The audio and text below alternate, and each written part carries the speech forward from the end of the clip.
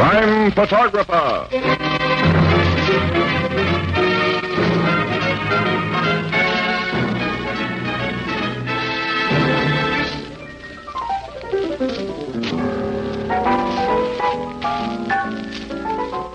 Hello, Pete. But say, you know, I was asking a guy in here the other night to name me one of the oldest industries in America beginning with the letter G. I can see what you were leading up to. Yeah, but you know, he's been listening to our program, and he says right away, glass making. Right, Ethelbert, it is glass making. And one of the oldest institutions in the industry is Anchor Hocking, the world's largest makers of household glass.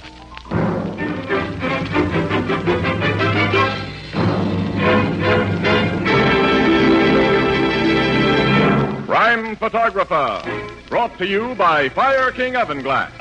Anchor glass containers, Anchor caps and closures. All products of Anchor Hocking, a great name in glass.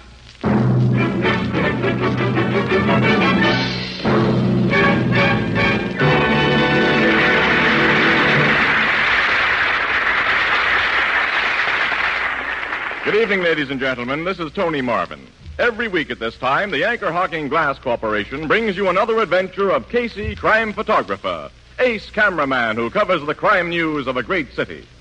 Written by Alonzo Dean Cole, our adventure for tonight, The Duke of Skid Row.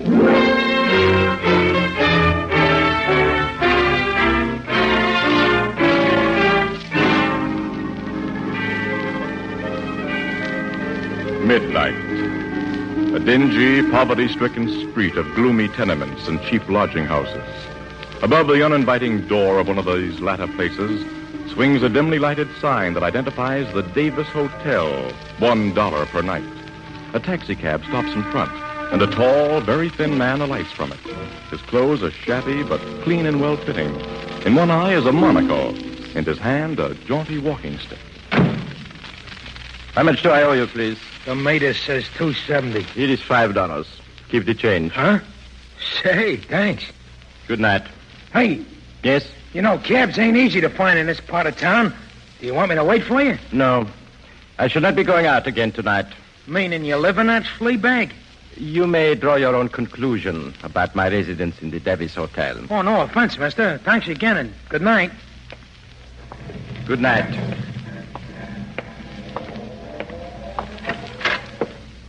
Hello, Duke. Good evening, Davis. Stand at the window when you get out of that cab. What's the big idea?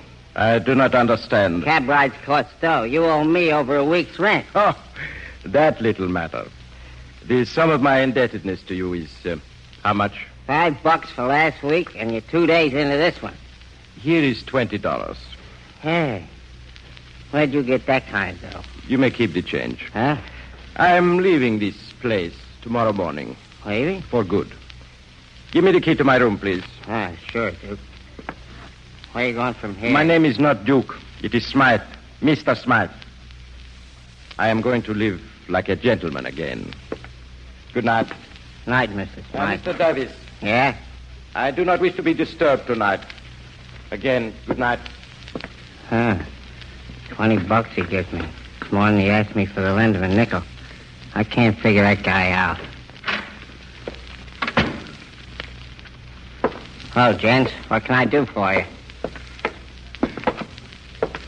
A man came into this place just now. A man that wore a monocle and carried a walking stick. What about it?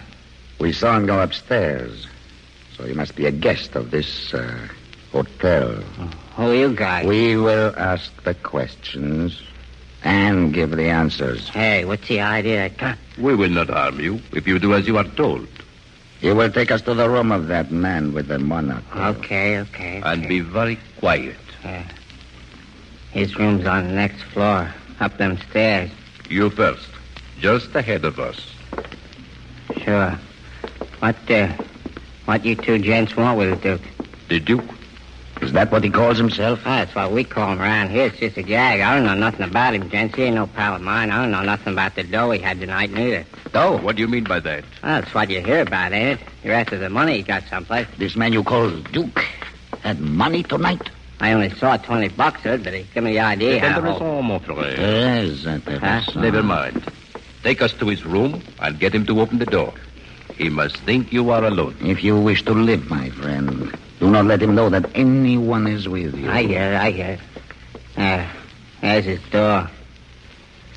Knock. Who is there? It's Davis, Duke. What do you want? I got to talk to you, man. I told you I do not want to be disturbed. It's about a personal matter, Duke. Open the door. Oh, very well. Wie geht, Anton? Oh, no bespectacles. You. Enfin. Please, You no. are going with us, Anton. No, I beg. And you will go quietly. Don't.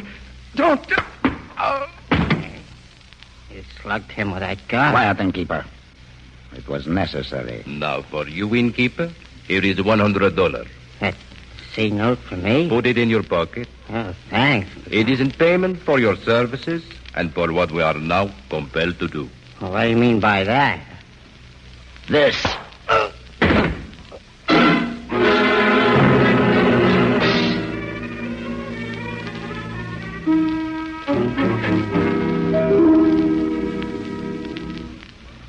Well, Captain Logan, that conk on the head was the last thing I knew till I come to. And I got myself downstairs and phoned you cops. You came to in here, Davis? Yeah, here in Duke's room. They slugged him and me. Duke and them two guys were gone, also the Duke's suitcase and everything he had in this room. Just like I told the precinct's cops to get here ahead of you, Captain. Davis, what name was the Duke registered under here? Smith, John Smith. Now, tell me all you know about this Duke, Davis. He checked in about 2 months ago. I figured him for one of them European refugees who run out of dough. During the last couple of weeks, he run completely out of it. He hung me up for his room and was getting his only meals at the mission soup kitchen. You say he acted like a guy who once had plenty. Yeah, not just plenty dough. He acted like a Duke in the movies. That's how we gave him his name. He used big words and spoke a lot of languages. Now, what nationality do you think he was? No one could dope that. He never said. You're going to be a big help to me. And the two men who came here for him were foreigners, you say? Well, they give out in a foreign language a couple of times, but I didn't get any of it. I only parley good American. Well, come on down to headquarters with me. You may find their pictures in our files. Okay. You take charge here, Sergeant. Yes, Captain. All right, what's that? Just getting a picture of you, mister. You too, Logan. Oh, so you're here, Casey. Yeah. Annie and I have been getting the yarn from the precinct cops who got here first. We were just going to start upstairs for a get-together with you. You learned anything new, Captain? If you got the story from the precinct guys, Miss Williams, you got all of it. Oh, but what do you think about it? How can I know what to think yet? I haven't anything to work on, and I won't have until I can learn more about this Duke and the guys who took him out of here. Their descriptions have already gone out. Naturally. The precinct guys got that on the radio and teletypes first thing. I'm taking Davis to headquarters now to look at pictures. Wait, Captain, that's my fault. The sergeant will handle it, Davis. Hello. Miss Williams and I will follow your car to headquarters, Logan. Okay, Casey. Yeah. Now, let's go. Captain, wait. What is it, Sergeant? Second precinct on the phone, sir. One of their men has found the Duke. Found the Duke. Well, the description fits all right, and the guy is dead. I'll talk to second precinct. Hello, Captain Logan speaking. Where is the body found? Hanged. Underneath the dock. Casey. This is getting interesting, Annie. Say that again. He'd been tortured before he was hanged, huh? Very interesting, Casey. I'll be right over. Goodbye. Seems you've just learned more about the Duke and the guys who snatched him, Logan. Yeah. Or have I?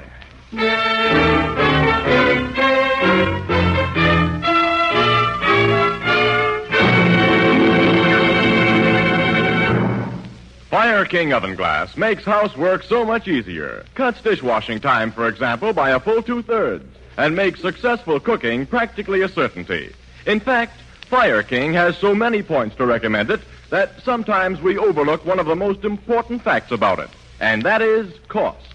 Fire King casseroles and baking dishes, Fire King Oven Glass pie plates and mixing bowls, and all the other Fire King Oven Glass dishes you will find at your favorite chain, variety, hardware, and department store are almost unbelievably low in cost. And each piece is guaranteed for a full 2 years against oven breakage. Ask for Fire King Oven Glass by name. It's a product of Anchor Hocking. A great name in glass.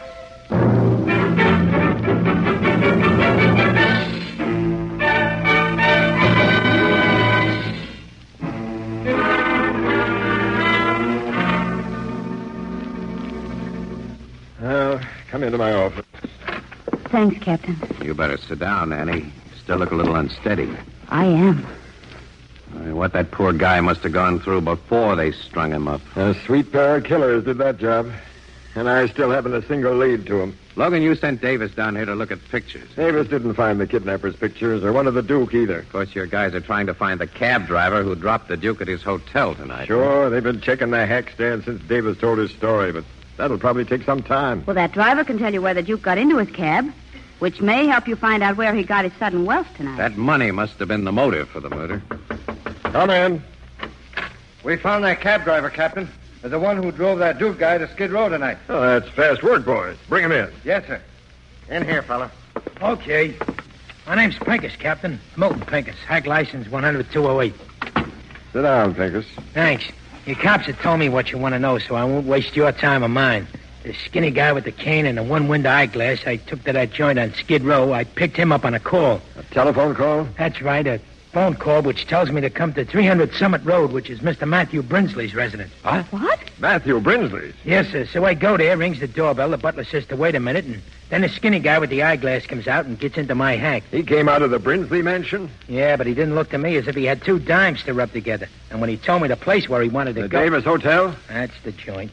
Well, when we get there, to my surprise, he hands me $5 and says, keep the change. Ah. What time did you drop him off at the hotel? Around midnight. That fits Davis's story. Did your passenger have you make any stops between the Brinsley house and the hotel? No, sir. Or did he talk to you during the ride? Tell you anything about himself? I didn't hear a word from the guy after he told me where to go until he got out. Now, when your fare got out at the Davis Hotel, did you see anyone on the street who might have been watching him, waiting for him to show up? Yeah, I noticed two guys standing in the doorway across the street. Yeah? Yeah, but I didn't pay them no attention. The only thing on my mind was to get out of that lousy neighborhood where there was no business for cabs. You drove away immediately, huh? Yep. Okay, Pincus, you can go. Thanks, Captain. I want to get back on my job. So long. So long. How do you like the Duke's connection with Matthew Brinsley, Logan? That's a hot one, isn't it? Brinsley's a multimillionaire. Yeah, now that cab driver says the Duke had dough. Enough to give big tips. You know, Brinsley's been in several jams that his money's got him out of, Casey. Yeah, I know. For receiving stolen property. Oh, Casey, a man with his Oh, wealth? he's no fence, Annie. He's a collector of historical antiques. He's a bug on the subject, too. Yeah. Now, I'm going to see what Brinsley has to say about this business. When?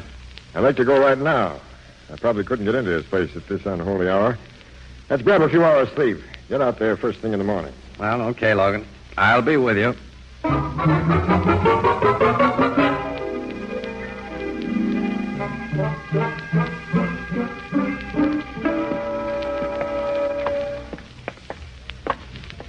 Quite a joint, this Brinsley mansion, Casey. Yeah, I'll say.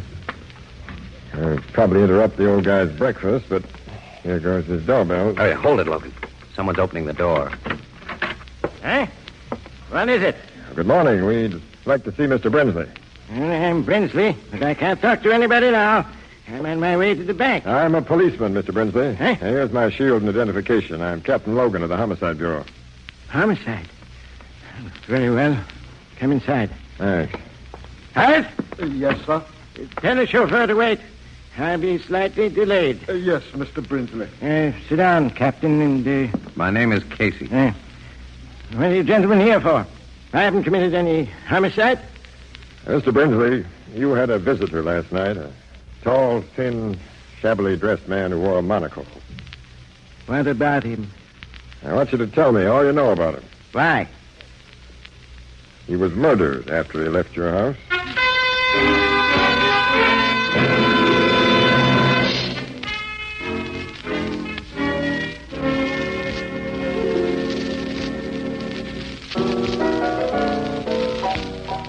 No, I haven't seen him, Mrs. Wheelbreaker. Huh? Oh, yeah, I get it. Yeah, sure, Mrs. Wheelbreaker. Oh, dear. These women. Here's your drinks, Casey, Miss Williams. Thanks, Ethelbert. I was hoping you'd show up pretty soon. So it was just a heart attack that killed the old guy, Casey. He wasn't murdered. No, Brinsley's death was a perfectly natural one, Ethelbert. Oh, not altogether, Casey. From what you told me, the shock of hearing about the Duke brought on the attack. Yeah. At first, I figured that Duke sold something to Brinsley. Some antique he'd stolen, maybe. Yes, but Logan hasn't been able to find anything that Brinsley might have bought from the Duke. And as Brinsley wasn't out of his house after the Duke left it last night. There wasn't nothing in that leather bag Brinsley took into his study? No, nothing but some very legitimate bonds. That's what he was taking to the bank, huh? Yeah, apparently. Mm-hmm. The way that old guy hung onto his bag, even after his heart began to kick up. And he insisted on going into his study alone, and he closed the door. He was in there long enough to have taken something out of the bag and hidden it away. Logan searched, you say? Oh, sure. Desk drawers and places like that. He looked for a safe in the room, and there wasn't any. Oh, Casey, if he should find something Brinsley bought from the Duke, it still wouldn't solve the Duke's murder. Annie, I've got a hunch it would. Well, now, I don't see how. I think those two well-dressed foreigners who went to the hotel for the Duke were looking for the thing he sold to Brinsley. And I think if they believed that they could still get their mitts on it, they just might... Hey, Annie. What? Logan said he was going to the Brinsley house again. He ought to be there about now. Let's you and me go there and join him.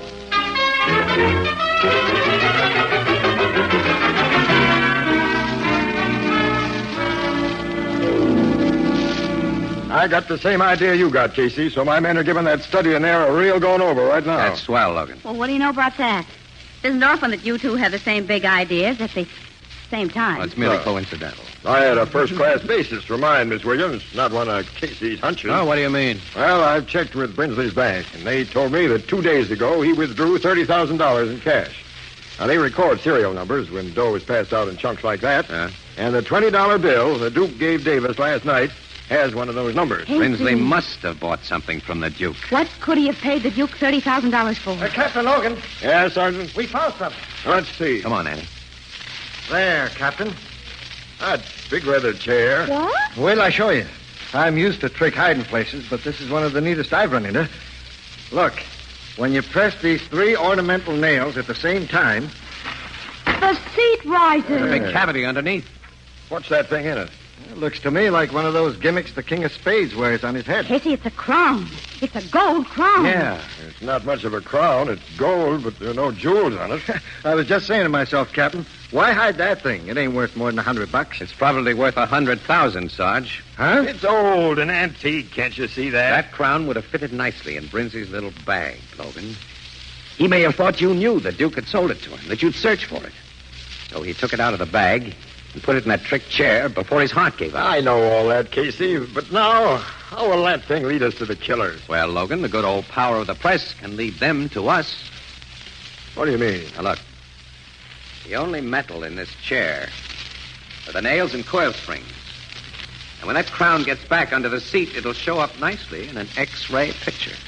X-ray picture? Yeah. That the Morning Express will be carrying in all its editions tomorrow. With a nice story that you'll write, Annie. Well, okay, but what'll I write? An invitation to the death house.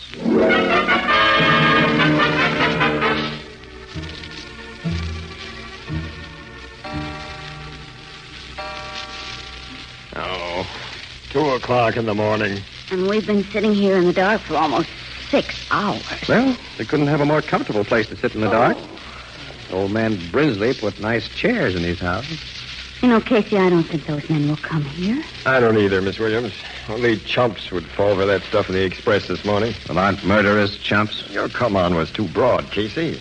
That X-ray picture showing the crown and that leather chair and Miss Williams' story. That was a darn good story, Logan. Thank you very much. I gave a reasonable explanation for that picture. I explained that the police, in looking for clues, had to take X-ray shots of almost everything in the house. Because Brinsley's executors wouldn't let the police tear things apart or remove anything from the house. You made it sound very logical, Annie. I played up the crown shown inside that chair as a big mystery to the cops. No. Well, naturally, I didn't say that it was a trick chair that you'd been able to open. And I gave a reasonable explanation for everything else in our come-on, too. For the house being empty of servants tonight, and for... Well, the real come-on outside of that picture was the truth she wrote about the Duke's connection with Brinsley. The Duke undoubtedly told his murderers about that connection under torture, Logan. Man's story will clinch it. I hope you're right, but... Quiet. Yeah, I hear. Somebody's moving toward the study. I think someone's taken advantage of that rear window we left open, Logan. We'll soon see. There he is. With a flashlight. He won't be able to see us behind this screen. There's only one guy. Hey, Logan, he's making for that leather chair. Slashing the seat with a knife, isn't he? Logan, he's got the crown. That's enough. Stick up your hands. What? We've been waiting for you, mister. You're under arrest for murder. Murder? Yeah. Murder of the Duke, known as John Smith. Where's your pal who helped you kill the Duke? I am here. Put up your hand. Huh? Casey. My brother is an expert marksman. You will do as he says. Where is he? I am in the dark, where you cannot see me. Drop your gun. Guess he's got us, Logan. Yeah. Okay. You are wise. Now. But how silly they were a minute ago. My brother, they thought I had walked into their trap alone. These Americans are very simple people, Tito. I see you have the crown. Yes. At last. Now, our labor is almost done. Why did you guys want that bum hunk of gold so badly? Father, he Quiet, calls it... Tito. He do not know what it is. He called this bum hunk of gold. Yeah? Well, what is it? We have no time to answer your question or the inclination. Besides, it is foolish to satisfy the curiosity of soon-to-be dead peoples. Soon to be... I am sorry.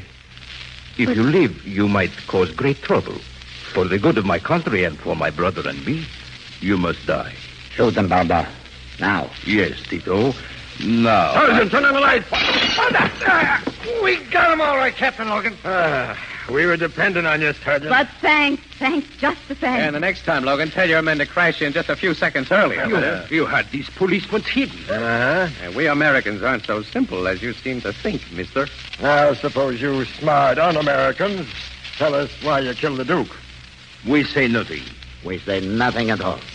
Yes, you will, brothers. Yes, you will. Get him to talk fast, Captain. We've got to get this story to press. You get the story, Annie. I'm going to get a couple of shots of these crown chasers and get them to the office. Okay, Casey, I'll meet you there as soon as I can.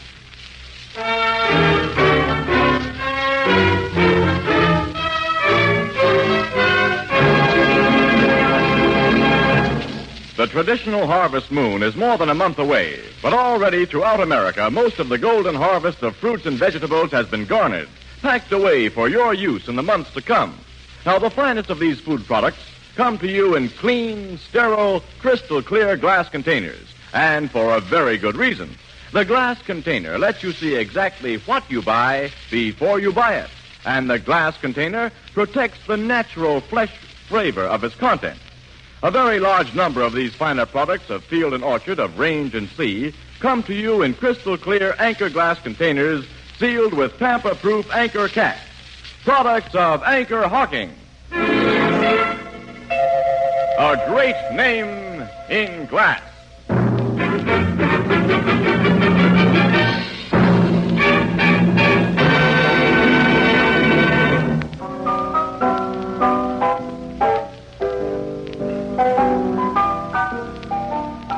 Logan made them guys talk, huh, Casey? Sure, Ethelbert. Sure. Oh, it wasn't too hard a job. After Davis positively identified them as the men who came to his hotel for the Duke. Tell me what they said. Well, to begin with, pal, they told us the Duke wasn't really a Duke. Oh, I knew that all along. He was only a count. Huh?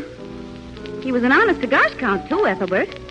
From one of those little European principalities that went out of business after the First World War. Yeah, and the Duke, the Count, was a relative of the king who'd lost his job. And he was also custodian of the royal crown, Ethelbert. And he scrammed the United States with all that dough that he could lay his mitts on, and the sacred crown. Only the money gave out after a while, and he had only the crown left. So he finally sold the crown to Brinsley. But the guys who killed him? They were stubborn royalists, Ethelbert. Fanatics about restoring their king, who had to have his traditional crown if and when he was restored. They went after the Duke and finally caught up with him. They forced him to tell what he'd done with the crown, and then they killed him. See, they considered the guy a traitor, Ethelbert, so they gave him the traditional punishment for traitors, hanging. They even tied a real hangman's knot, as though it were a legal execution. Well, in their screwy minds, it was a legal execution. Some people are certainly funny. Yeah. But as my sister Edna says, quote, If all folks was like you and me, wouldn't the world be dull? Unquote. And you know Edna.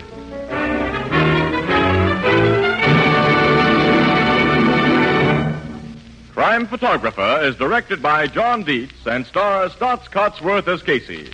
It is written by Alonzo Dean Cole and is based on the fictional character of Casey created by George Harmon Cox. If you're inconvenienced by returning beer and ale bottles, here's good news. Anchor Hocking has pioneered a new kind of bottle, so inexpensive that it requires no deposit. It will shortly be released for civilian use. Watch for it. The more convenient Anchor Glass one-way, no-deposit bottle. A product of Anchor Hocking. A great name in glass.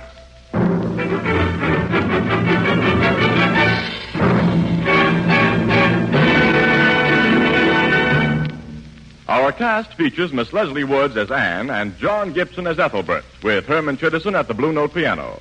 The original music is by Archie Blyer. Crime Photographer is brought to you each Thursday at this time by the Anchor Hocking Glass Corporation of Lancaster, Ohio, and its more than 10,000 employees.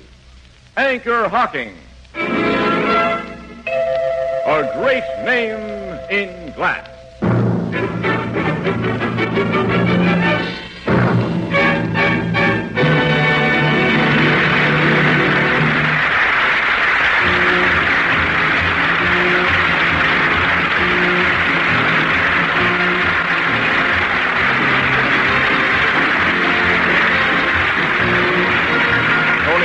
Speaking, this is CBS, the Columbia Broadcasting System.